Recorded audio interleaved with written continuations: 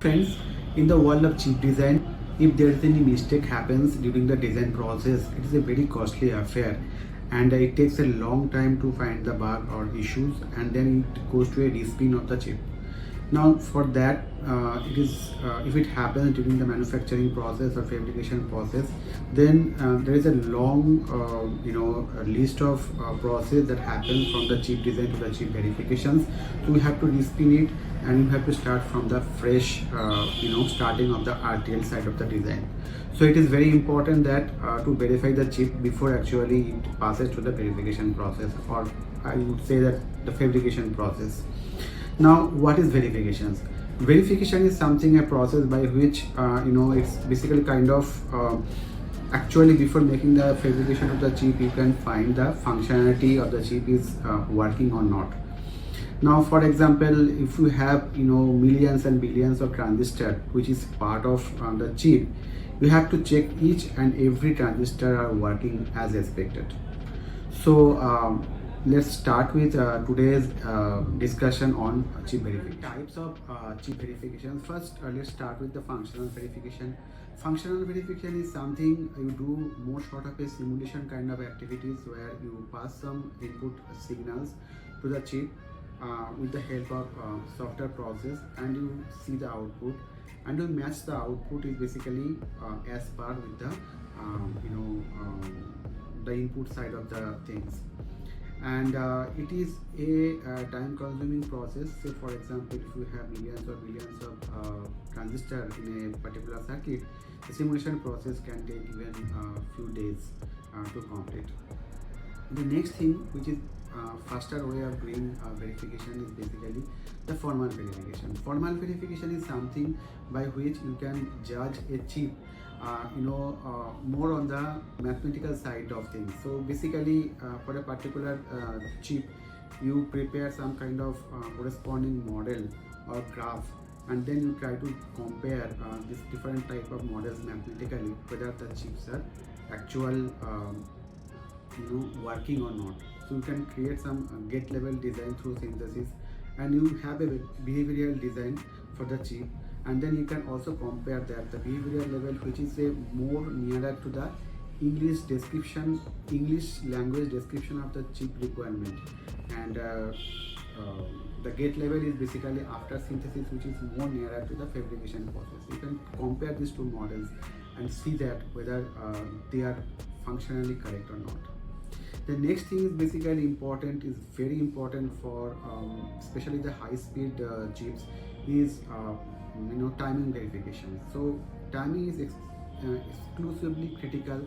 If you have multiple clocks, most of the designs have multiple clocks today, and you have to synchronize, you have to check the synchronization of the circuit, whether they are correct or not. Otherwise, one part of the chip will work correctly, and another part of the chip, which also depend on the same clock, may not operate correctly. And another way of verifying the chip is basically the power verifications. So now with a lot of complexity of the chip and lot of transistors are and the gates are part of the chip, maintaining the power or maintaining a low power requirement for the chip is essential. And for that, there are numerous way of doing power optimizations and power checking and power verifications is possible nowadays. What are the key challenges of verifications? So first of all, it is the complexity of the design, because design particularly contains a lot of gates, and even inside the gates there are a lot of transistors. So as more complex becomes the design, so verification process itself takes a long time.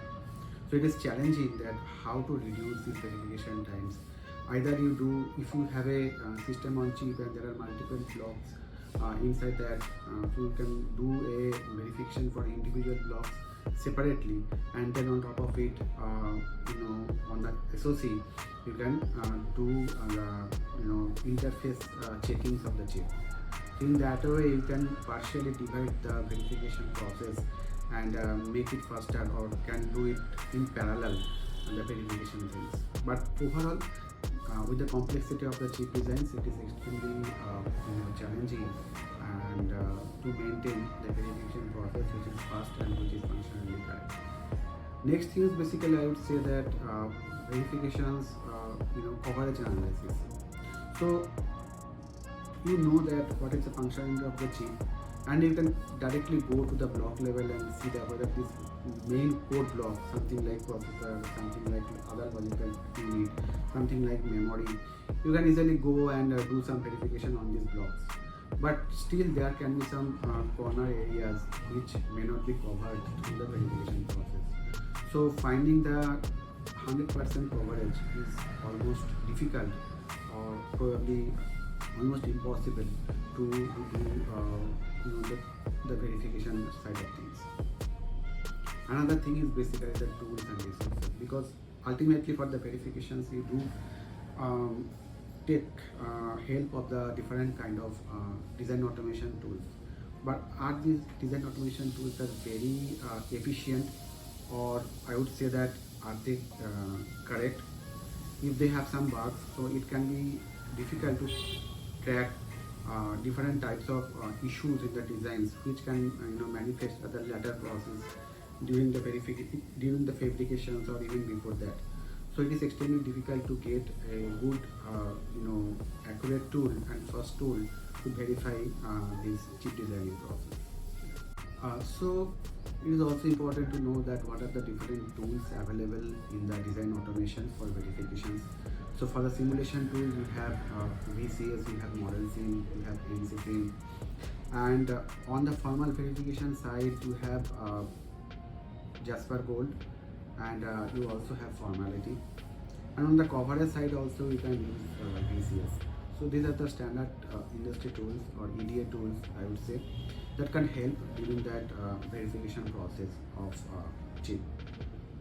The core part of the discussion is that what is the verification process, or I would say that what is the verification design flow.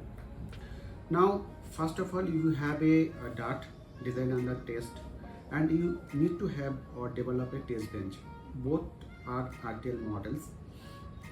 In order to do verification, you have to do some kind of test bench development. Test bench is something which instantiates your DAT, and it passes different input stimuli to the design under test, and also it catches a different output which is generated. So it is important that all the interfaces of the design under test, or you can see that you can visualize that as a particular ASIC block which resides in a particular SOC. Now what happens that you do generate some random input vector or random input stimuli and passes this to the DAT, and ultimately you grab at a particular time interval or time durations, you just extract the output which comes out of these simulations, and you dump or you store those output in a particular location or in disk. And later on, the designers or the verification engineers, they go and see that whether the output signals generated are at par with the input, random input stimuli. If that is expected, then your verification is true, your chip is working perfectly, and you can go further, in the VLSI design process or VLSI flow itself. But what is important is that whenever you verify your design and you find that it is correct, you have to capture this in terms of regression test cases. You should have some unit level regression test, or you should also have some bigger designs where you have already run those simulations or you have run these verification steps and you capture the output, and you need to make this output as your goal output. Later on, during the other flow of the VLSI, maybe it can be a timing verifications, it can be a power verifications. If there is any flaw is detected, then you need to respin the process and you need to start with the RTL. I need to make some changes in the RTL itself. Now you have to run this regression test case once again to make sure that the previously verified chip is working perfectly fine. So regression testing is important. And when everything is fine, then you just go for a sign-off signal. Sign-off is nothing but you give thumbs up for the chip to go for further for the fabrication process. I mean, before fabrication there can be multiple steps like placement, routing and all these things, but that goes on the back end side of the design flow. But not the least, I would like to share that I have recently published a book in Amazon. The name of the book is Semiconductor for All, which gives a vivid description in a lucid manner the 25 fascinating topics on semiconductor. Not necessarily on the semiconductor, but it also discusses on the artificial intelligence aspect of semiconductor, some topics on the semiconductor manufacturing, and all the relevant topics related to the semiconductor. So if you are interested about semiconductor and the technical side of the things, so I would share that you go to the Amazon and grab a copy of this book. I will share that book link in the description and the comment section of this video. And also, most importantly, that if you particularly interested on a particular topic, you like me to describe on it, so please in the comment section share the topic name. I would like to bring that topic in the discussion in my next videos. With that, Subhasish Chakraborti signing off.